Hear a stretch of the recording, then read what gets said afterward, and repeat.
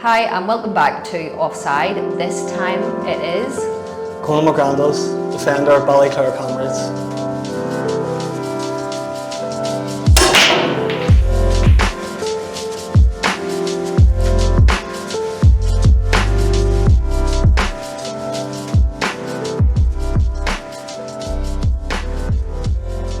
Conall. Welcome to Offside in our secret location. Yep. Because usually we do it, as everyone will know, at Dixon Park. But you don't like to be out of your routine before a game, because obviously we would do it a Saturday before a match. Yep. So first, tell us a wee bit then about your routine. Why you didn't want it. When you first texted about doing it, and you said about the Saturday, I was like, there's no way I can do this, because my routine on the Saturday's up, breakfast, haircut, Yeah. second breakfast, soccer AM, and then go to the game. So I was like, I can't do this. I was panicking. I said to Stevie, like, what am I going to say to Zoe here? Am I going to be able to reschedule this? So, It's all right. And what do you mean a second breakfast? Well, you have to have two? basically, the wake up, porridge, and then haircut, back, leave it a couple of hours, and then scrambled egg, toast, beans, coffee. That you've got your That's set it, routine yeah. then. I have to say I'm a bit like that as well, like superstitious before matches and things. Do you wear like all the same, not to be too personal, but like underwear and everything? Is everything the same? I don't. Or not maybe that bad. I'm like that. Not that bad. I just like, I've been doing the same thing on every Saturday for the last 10 odd years, so, and it works for me, so I'm trying to just keep it that way.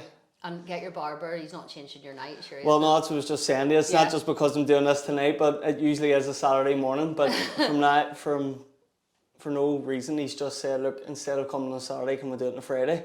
I think it's to suit him, so he can play his game, but I'm going to have to get it changed back, because I don't really just fancy say doing no, I can't change. Yeah. I need you to keep your routine the same, because you've been playing really well, so just Thanks very much. keep doing what you're doing. Well, you are here, and you were actually, whenever the last Offside went out with Kivo, we did it with. Yeah. I don't know if you saw the comments on YouTube, but everybody was like, "Justice for McGrandles," and you know what was all that about? I don't know. I've watched You were the Kivo's one that they interview, wanted to and I see. don't know if he said something or whatever, but I didn't pick up on it. But I'll have to ask him on Saturday here next time I see him. What did he say? What did he say, or did he say something off camera to someone? I don't know. I'm not telling. I'm not saying anything. So, Conall, take us back then, where it all started, your love of football and who you played for. So basically started out growing up, I would have played football over in the Waterworks sports facility. I was fortunate enough to be basically living across the street, so would have spent most of my days in there playing football, just kicking it about. And then a friend of mine was like, look, do you want to come down and train with St. Pat's, who were a local team from the New Lodge? So I said yeah, and went down for my first training session. It was in Alexander Park. It's not even a proper football pitch, it's just a park, and we just took up a bit of the grass and was training. And then at the end of the session on the Thursday, the manager picks a team then for the Saturday, and lucky enough I get picked, and that was it. That was the start of it. So played for St. Pat's, I think, from like under 9 right up to under 12, and then went from there, moved to Cliftonville. When you were 12 then, did you move to Clifton? Yeah, I used to get dropped off outside. It's a bar on the Antrim Road there, Cassidy's Bar. I used to get dropped off there, after my matches on a Saturday for St. Pat's. And as I used to walk up past the Waterworks in the sports facility, or we used to be training it on, Cliftonville training. Yeah. And one of the coaches one day said, do you want to come in? So I ended up going in and training, and next thing they wanted to sign me, and they took me away to America a few times, so that was the start of that. I ended up, it broke my heart, but I had to go to my St. Pat's managers and say, look, I think it's time for me to move on. Yeah. Because it was a better league and playing with better Absolutely. players and stuff, so I done that, and I went from under 12 basically right through the first team. That was very young then, you were with Clifford. Aye, Such a big club to be with. And I was a big fan as well. You know, I would have done ball boy on a Saturday for Cliftonville, so I was constantly, like, every Saturday I would have been up at Solitude doing ball boy, and so I was delighted then when it was. So it was like a dream come true almost. Yeah. Yeah, the team you always supported. I know. So yeah, I was lucky enough being a fan to go and actually playing for them. Be at, like, I wasn't don't get me wrong, I didn't go and win league titles or anything with them. Yeah. But I did. I signed a first team contract. I was involved, and then wasn't getting enough game time, so I had to move on. Do you think in those early days though with St Pat's and just, you know, playing with your friends and stuff and not maybe on a proper pitch, but did that kind of make you as a footballer as well? Yeah, well, I always joke about this, that when my friends used to, like, the way your friends usually call to your house, Yeah. they used to just go to the sports facility, because I had just been there on my own, kicking the ball Just against the kicking the ball fence. about? Yeah. So, and if I had been sent to the shop for something, they would have been bring the ball with me. You know what I mean? I would have dribbled up to the shop with the ball. I'd always had a ball at my feet, which is like, you don't really see that much anymore. You know, you don't really see kids out in the street kicking the ball about. You know. I know, against the wall and stuff. Yeah, I know you don't see it. You don't so much. But I was fortunate enough to have that sports facility in the waterworks across the street, so I was constantly out and about with a ball. Which just goes to show you how important it is to have these pitches in around these communities well. When I was growing up, it wasn't like a 3G pitch, it was a rubber pitch. It was still like an all-weather pitch. Yeah. So yeah, I was just constantly over on that, practicing, kicking the ball against the fence on my own. And then they used to do a midnight soccer, and they always used to send me up to the oldest group, even though I should have been with the younger ones. Yeah. Just saw the talent in you. And maybe because you have your height. Maybe. Were you always so tall? Maybe not so much the the talent. Really short tonight, maybe just the height. You know, so maybe they just thought I looked older and just sent me up. Yeah, maybe. Because you are tall. What height would you say you are? 6'3", 6'4", maybe. I don't know. I haven't been measured in a long time, like, but I'm guessing about that. Like. That is tall. If I was a forward, I wouldn't like to be. Well, if you're against you, I have to say. Well, I'm the opposite. I hate marking like smaller strikers. Like, I would rather play against a bigger striker and know what you're up against. Like, you know they're not really going to run in behind or do you for pace. Like, because I haven't got much pace in marker. Like, so like players like Calvin McCurry, like he's pacey. He would be my nightmare. Even in training, I just try and hold on to him.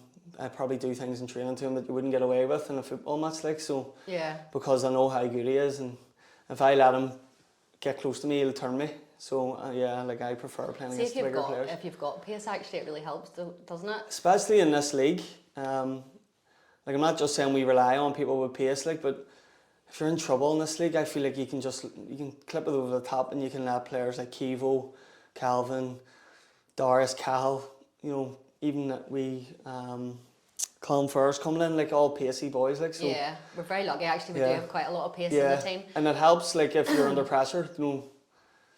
Absolutely. Do you know who actually is really fast? I don't know. You maybe know this. Right. But your manager. Stevie? Yeah. Right. He's really quick. I thought I was fast. I was waiting on you saying Rambo, but he's towing a caravan. No, I don't think Rambo's quick. No. Sorry, Rambo, if you are, but no, Stevie is actually really pacey. He would surprise you. Right. Yeah, I thought I could beat him in a race. Stevie would have been, I think, might have still been playing when I used to do ball boy and stuff.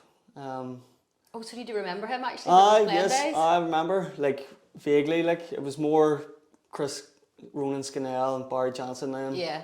Type players. I think Stevie was just maybe coming to the end as I was. The end of his career. Maybe coming in, So what happened at Cliftonville then, and what team did you go to after that? So, came right through at Cliftonville, 13s, 14s, 15s, right through. Yeah. Then the 18s, and then started playing reserve team football. And then every so often, Tommy Breslin, who was the manager at the time, he was the one that gave me my contract. He would have called me up to train with the first team. Yeah. And then kind of just gradually would have just been training full time with him, and then got the contract. I think it was me, Jay Donnelly, and Tomas Cosgrove the same night. Oh, so Tomas and Jay Donnelly. They were all there. So top players. Top players, like, so. Yeah, but at that time, Cliftonville were winning the league back to back. Yeah. You know, them 2 seasons. So I was playing midfield at the time, so there was never really going to be an opportunity for me to get in, because really competitive. Ryan Catney and Barry Johnson, who were basically dominating midfield. So Brezzy was never going to throw a kid like who was 19, 20 in. No, he wasn't going to risk it, because Cliftonville were successful, you know. You had Liam Boyce, Joe Gormley, Mark Smith, you know, you had a great team. George McMullen, unreal. So, and then sent out on loan to Larne. probably the shortest loan spell of all time. Really? Was it Aye, that short? so Davy McAlinden, he was my reserve coach at Cliftonville. Then he left and took the first team job at Larne. So then I went on loan to Larne. Right, okay. And 10 minutes into my debut, I got into a bit of a scuffle with Conall Nixon, and I was sent off Were you? within 10 On your minutes. debut? On my debut. Oh, cool. And I think the whole reason for me to go there was to try and work on my discipline. Yeah, has that always been a wee bit? Kind of, maybe more in my younger days, like. Getting better now as you're getting Far better, yeah. So I remember Davey, clearly on the halfway line. I came on in the second half, and he says, he put his hands on my shoulders and he just went, nothing stupid. And then 10 minutes later, So you didn't straight listen, in red. other words? So then that was it. I actually trained the Tuesday, I trained the Thursday, and he came up to me after training at the cliff, and he said, look, you're going back to Cliftonville. And I was like, you can't be doing, like, I can't be going back, sure, I'm only here. Yeah. He said, I remember walking away and he said, and expect a tough time off Tommy. And I went back and I think I was out. I didn't play for months. I think Cliftonville disciplined me as well for it, as well as the red card. I don't think I played football for 6 months or something. It Right. really, But then when I did come back, I was back playing reserve football. And I was getting too old for it, and it wasn't doing me any good. Yeah, you weren't developing as a player, probably. And I think Ger Little was the manager at the Reds at this point. And then my contract was up. They didn't offer me a new one, and I ended up going back to Larne. And I remember the first training session I went back to Larne. Yeah. Walked into the change room, and who's sitting there? Conall Nixon. And I didn't know what to do. I kind of just, obviously, Conall Nixon's an Irish League legend, and I have big respect for him and stuff. But I done something stupid like a year before, and now I'm back, and he's my teammate. Yeah. So I kind of put the head down and just. Go on with it. And then sure we end up speaking about it. And yeah, and it's laughing all about it. over the bridge and everything. Yeah, but there you go, shortest loan spell in history. Shortest loan spell ever. That's quite a funny story actually. That's a good one. I wasn't expecting that. No, absolute nightmare. But then I had to start wising up. I was getting stupid red cards and stupid bookings. Couldn't keep my mouth shut. Still not the best, but just doing stupid What cards stuff. have you got for Bally? I'm trying to think. I've 4 at the minute, so and just the. How many is it before you get 5 next 5 one's suspension? Yeah. So you're best behaviour. I know. So, from there, I ended up going out and playing in America for a while. Oh, I didn't know this. I went out. It started off when I was 17. Paul Key, the manager of the Welders, Yeah. he sent me out. Well, his friend was in charge of a club out there, Mass Premier Soccer, MPS. He sent me out, and then I made a lot of contacts out there from the host families and stuff. Yeah. So when I was a bit older, I reconnected with those people and said, look, I'm thinking of coming back. Mm-hmm. So I went back to Boston, and I was playing a bit of football in Boston, and then I got a call from a guy, David, I forget his second name, David Johnson or something. And he said, look, I hear you're playing in Boston, would you fancy moving down to New York? Yeah. I'm playing for a team called the New York Shamrocks. I was like, fair enough. If you can get me a job and a place to stay, I'll come down. Yeah. And 2 weeks later, he phoned me and said, look, we have a place We'll to sort it stay. for you. It was a chairman's house, Sean McComb. So he got me sorted and went down there. Just got on the bus, got my suitcase and left. And that's it. Got the Away bus you down to were, New York. Off to America. Aye, playing in New York. Oh, fantastic. And then, whatever happened, I ended up coming home. I think I might have been a death in the family or something. Came home, and then, where did I go after that? Warren Point. So you didn't go back to America when you came home that time? No. See, to be honest, I flew in and out a few times. Yeah. I came Did in you and get a wee out. bit homesick? Or not too bad? See, to be honest, I wish I never had have left. Don't get me wrong, I loved all the people I met in New York. Yeah. But I'm sure it was a great experience. unbelievable, yeah. But I should never have left Boston. I think if I had to stay in Boston, I'd have still been there now. Yeah. You So- enjoyed it that much? Oh, I loved it. Before we move to your challenge and what we're going to do later, Yeah. you're going to kill some of your teammates. I'm not going to tell you who told me. But when you were at school, did you go to school with any other athletes, sporting stars, possibly, boxer, Sean McComb. What Who happened? told you this? Can't Did you? say. You couldn't have been speaking to Sean himself. I know everybody, Conall. You should know that. It's been Gary or something in the team. Not saying. Someone's can't passed say, this on. Can't say. Maybe I'm just really good at like my job and I've done my research Maybe. very well. So what happened? So what did you want me to tell you? everybody. So when I went into I'm sorry, Conall. no, it's alright. When I started, I went to an Irish speaking school actually on the Falls Road, and when I started, Sean was like, he was a second year, I was a first year, and he was like, he'd be laughing at me even telling us, but he was like he would have been one of the better footballers in his year and stuff. And I remember So he was a footballer as well. he played. He was good, really good footballer, really good Gaelic player, and obviously an amazing boxer. But I didn't know us at the time, and I bet you didn't. we were playing. And I took a ball around him. So I think he pushed me under the grass, and I says, "What are you doing?" He said, "Well, what are you going to do?" And anyway, we went to fight, and Our dogs just jumped up. I think I swung a punch for him, and he just moved back and smacked me in the mouth. And caught you as a boxer. As a would. boxer would. Don't get hit and don't get hit. Yeah. So I thought, I didn't know, again, I didn't know he was a boxer. So I threw the same punch again. And again, he just ducked back, bang, hit me another thing. Conall, you don't pick a fight with a boxer. And that was it. So yeah, 0-1 0-1. in the fighting career. Maybe we should like contact him. Maybe he'll see this and be like, right, Conall, you know, I met him do in you the- want a rematch? I met him in the I rock. wouldn't fight him even now either, Conall, to be fair. He's unreal. I met him in the rock bar not that long ago. Uh-huh. And I was going on to him about it. And he says, "You still talking about this?" I says, "You're my claim to fame. When I see you on TV, I says, I fought." You tell everybody this story. Aye.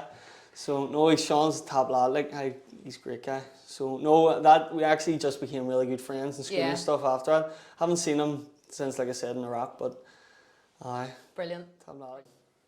So, off you Here go. we go. And see how you get on in your first attempt.